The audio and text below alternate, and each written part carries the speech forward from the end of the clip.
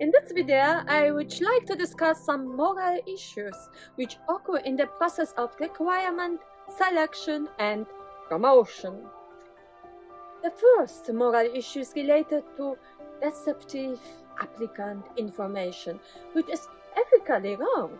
It can occur when you apply for the job in order to make your CV meet the requirements or to receive better salary. However, whereas companies have sufficient tools to check the truth of such information, the employees don't. In fact, managers are more prone than applicants to provide such deceptive information. Some research has shown that managers were 3 times more likely to lie about their qualifications than other workers. The next aspect refers to soliciting unwarranted information. This problem concerns the practice of employers searching for information about future employees on their social media accounts like Facebook. The employers may be interested in the drinking habits of future employees, for instance, if they drink too much alcohol, or how they speak about their previous employers, or even what kind of language they use. Future employers may be interested in the social skills or the virtues of future applicants. This can, of course, have a positive effect on the employees also.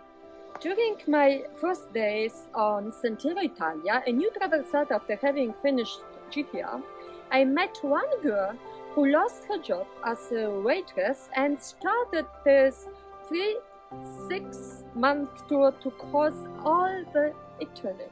It's in total about 6,880 kilometers, but there are some shorter variants omitting Sicily and Sardinia. On the way, she damaged her knee and acquired a bike and proceeded with a bike while she was already down in the south of Italy. My personal opinion is that if you as an employee read this info on Instagram or whatever, you'd probably think that this girl managed to achieve her goals and was not blocked by the problems and challenges.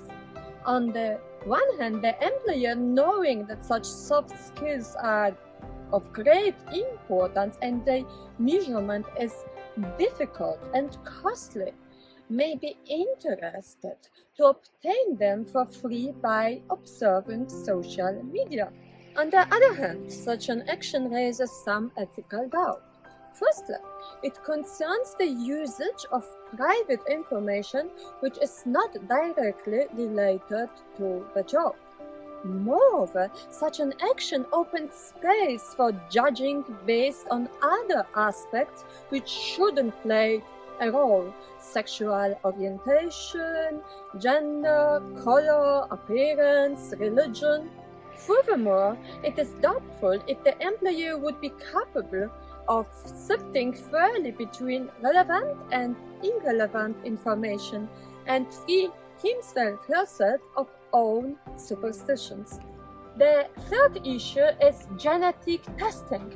It is relatively uncommon and can be traced back to 1930-40. Genetic testing was then conducted in order to prevent people from working in particular environments that would make them sick. Even though some argued that genetic testing eliminated the great risk of particular people getting ill in a certain working environment, the acquisition of such information could be used against the employee or impede his employment for the other reasons and violate the employer's privacy. The last issue is discrimination. Discrimination occurs when certain employees are treated preferentially on grounds other than their qualifications or job performance. There are different types of discrimination on which I would like to elaborate. First, preferential discrimination. Preferential discrimination includes favoritism, cronyism, and nepotism. Favoritism means the showing of special favor or partiality.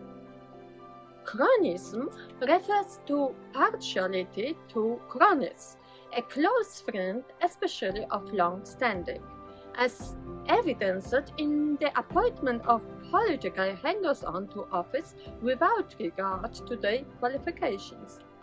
Finally, nepotism refers to a tendency to offer a vacant position to a family member rather than to other applicants that might be even more competent. Nepotism is the appointment to a job based on kinship. In fact, this kind of treatment is not tolerated and seen as discriminatory in Western countries' cultures. It is, however, tolerated in other countries' cultures, for instance in China, where it is not considered unethical.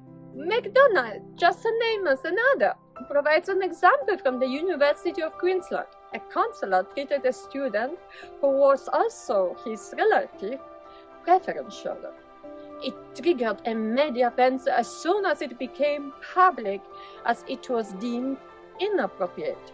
The university finally had to fire the counselor and exmatriculate the student, which resulted in the loss of two highly educated persons. From this, it can be deduced that preferential discrimination is not only unethical, but can also be very cost-intensive. At our university, in order to avoid nepotism, it is forbidden for relatives to work at the same chair. The second kind of discrimination is called discriminatory discrimination. This type of discrimination results from unjust or prejudicial treatment of different groups of people. So, age discrimination occurs when employers favor people that are younger or older than, let's say, 40 or 50. Other discriminatory discriminations are gender discrimination. Refers in practice to the fact that women experience much more discrimination than men. Discrimination on the basis of race, for instance in America between African American and white American. Discrimination against people with disabilities. Discrimination against pregnant women, considering them to be a future liability. Marital parental discrimination, family-based discrimination, which is connected with maternal role bias, resulting in limiting chances of hiring, promotion, and salary. All in all, the mentioned discriminatory discriminations can have two forms. First, where the criteria established for the jobs is unrelated to the job. For example, if you would assume that all people working in the bank should have, for instance, fair hair and blue-green eyes, such criteria would be irrelevant for the job. Second, covert discrimination refers to a situation where seemingly job-related criteria exclude some groups of work. If the job description states that the working hours start at 7 a.m. or that the working hours continue past 6 p.m. or even that the job requires frequent travel, then people that cannot meet these requirements cannot be employed. This could sometimes be a signal that a company doesn't wish to employ women with children. The glass ceiling is the next type of discrimination. It occurs when an otherwise qualified person reaches an invisible barrier that prevents the promotion of the person and prevents salary increases. If you come from a poor family and could afford to attend only a second-grade university, and the selection criteria of a company which one is applying to join in its recruitment selects only graduates of the top, most expensive universities, we are dealing with this glass ceiling. Women are a group of employees who experience the glass ceiling quite often. especially when it comes to the chance to occupy leading positions. Famous women scientists in the 18th century doing important research were forced to do it gratis. The famous astronomer Maria Mitchell, living in the 19th century, even after being nominated to become a full professor due to her discovery of the comet, was still paid half of that what her less educated colleagues were. Edith Stein, 1891-1942, the first woman to graduate with a PhD in philosophy before the Second World War at the University in Freiburg, wasn't permitted to take a university position. Eventually, Edith Stein became famous in another camp, martyrdom, dying in an extermination camp as a Carmelite nun because of her Jewish roots. So eventually she became well known, but still her story shows the injustice that women have had to face in all camps. I would like to address a personal experience of mine in this context. Several years ago, I was teaching the subject International Organizations and assigned each student to present the structure of an international organization under certain scheme. Who, when, what. Students had, among other criteria, to represent the leaders of these companies. It was somewhat astonishing to see during the whole semester pictures of men. I don't have personally nothing contra men. It could be discouraging for many women, giving them the implicit impression or hidden message that women aren't capable enough to occupy these positions. But does this correspond with the real results of male and female students? By no means. If you compare the number of men and women who have completed university education, the number of women graduates is higher than that of male graduates. In the European Union, there are 60 of women compared to 40% of men. And results state that women's high school grades are on average better than men's. Women, however, struggle much more to get a job with the same position and salary as men. Moreover, if women like me decide to go down the academic career path, then in the first stage there are again more women than men starting a PhD course.